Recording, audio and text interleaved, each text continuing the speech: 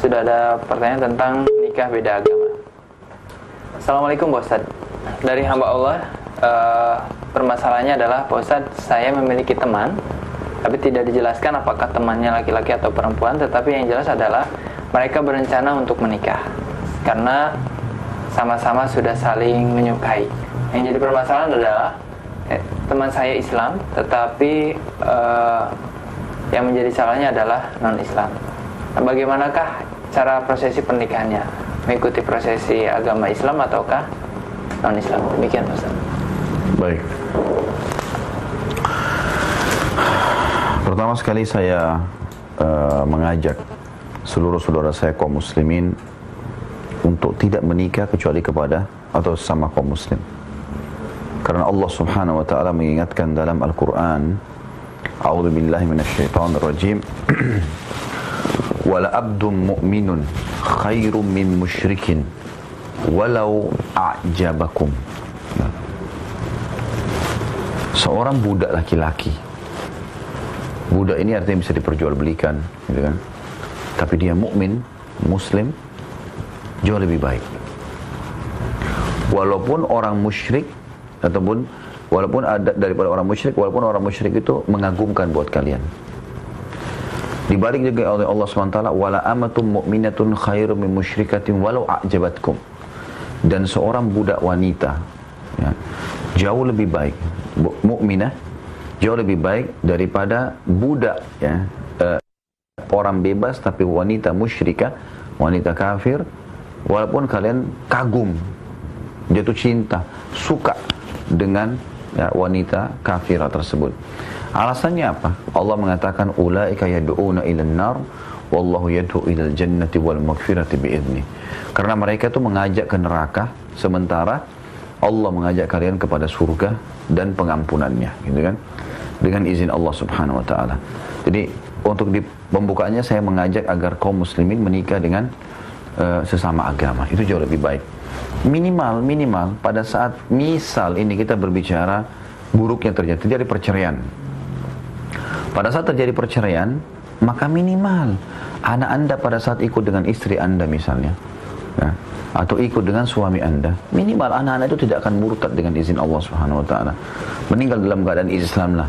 Ya, seburuk-buruknya seorang muslim tidak mungkin membiarkan anaknya pindah agama. Itu minimal. Baik, pertanyaannya sekarang, apa hukum menikah dengan beda agama? Kalau laki-lakinya kafir, perempuannya muslimah, haram secara mutlak. Allah Subhanahu wa taala mengharamkan masalah tersebut dalam firman-Nya, a'udzubillahi minasyaitonirrajim, tentang wanita-wanita sahabiat yang sudah hijrah dari Mekah ke Madinah. Ya. Allah SWT mengingatkan Nabi SAW, la hunna yahillu lahum, ya, wala hum yahilluna lahun. Jangan kamu kembalikan hai Muhammad lagi wanita-wanita yang sudah beriman tuh, walaupun itu sama suaminya, tapi suaminya dalam keadaan kafir. Karena mereka, ya, tidak halal lagi untuk laki-laki yang sudah, walaupun mantan suaminya, karena dia sudah masuk Islam, suaminya belum, maka secara otomatis terpisah, gitu kan. Dan juga mereka laki-laki itu tidak halal lagi bagi wanita-wanita ini, gitu kan.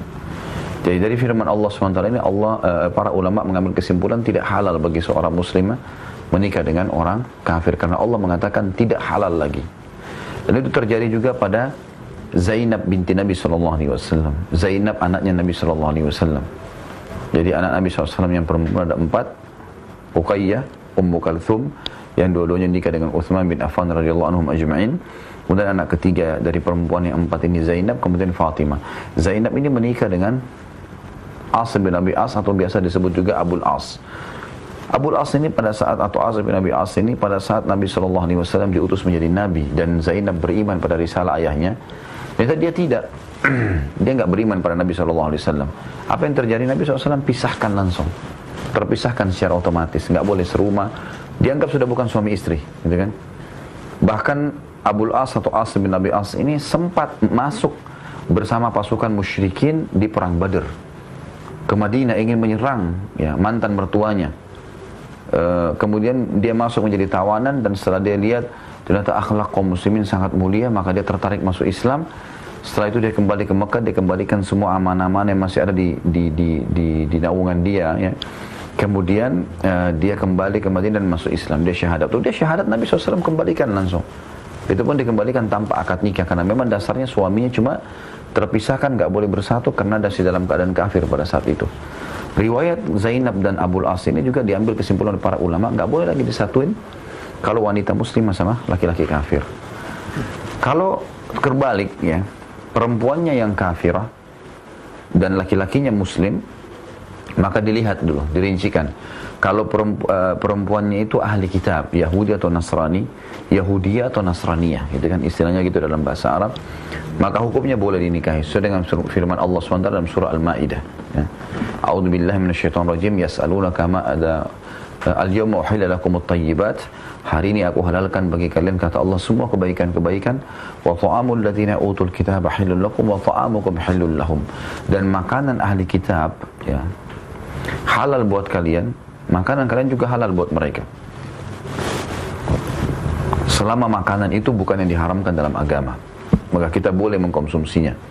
Ayam, ya, sembelihan atau masakan ahli kitab Yahudi dan Nasrani boleh kita makan. Selama itu bukan yang diharamkan. Kalau anjing misalnya, babi, nggak boleh, gitu kan. Dan ini hanya terfokus ke ahli kitab. Lalu Allah mengatakan, ya, setelah dikatakan hillun lakum, lalu Allah melanjutkan dengan perempuan, ya, wal muhsanatu minal mu'minati wal muhsanatu minal ladzina utul kitaba min qablikum idza ataitumuhunna ujurahunna muhsinina ghaira musafina wala muttakhidhi akhdan. Laki-laki atau perempuan? Saya sudah jelaskan tadi, kalau laki-laki bagaimana, kalau perempuan bagaimana. Kalau perempuan muslimah maka tidak boleh secara mutlak menikah dan tidak sah pernikahan mereka walaupun mereka menggunakan cara Islam, kecuali si laki-laki ini mengucapkan syahadat, dia masuk Islam, itu lain. Tapi kalau tidak, maka tidak boleh. Kalau laki-lakinya muslim, perempuannya ahli kitab, boleh mereka menikah dengan cara Islam tentunya. Laki-laki itu harus mulia, ya, dan agama Islam adalah agama yang benar. Makanya kata Allah SWT dalam Al-Quran, dan harus diyakini itu. A'udzubillahi minasyaitonirrajim, inna dina indallahil Islam. Agama yang diterima di sisi Allah hanya Islam, gitu kan? Dalam ayat lain juga Allah berfirman, a'udzubillahi minasyaitonirrajim, wa may yabtaghi ghairal islami dinan falan yuqbala min wa huwa fil akhirati minal khasirin. Siapa yang coba-coba pilih selain Islam sebagai agamanya, maka tidak akan diterima darinya dan dia termasuk orang-orang yang rugi pada hari kiamat. Jadi memang tidak bisa, gitu kan? Nah, jadi di sini dilihat, ya, dengan cara Islam, kalaupun dia harus menikah dengan ahli kitab. Kalau wanita dengan ahli kitab sudah jelas mutlak juga tidak boleh. Ya.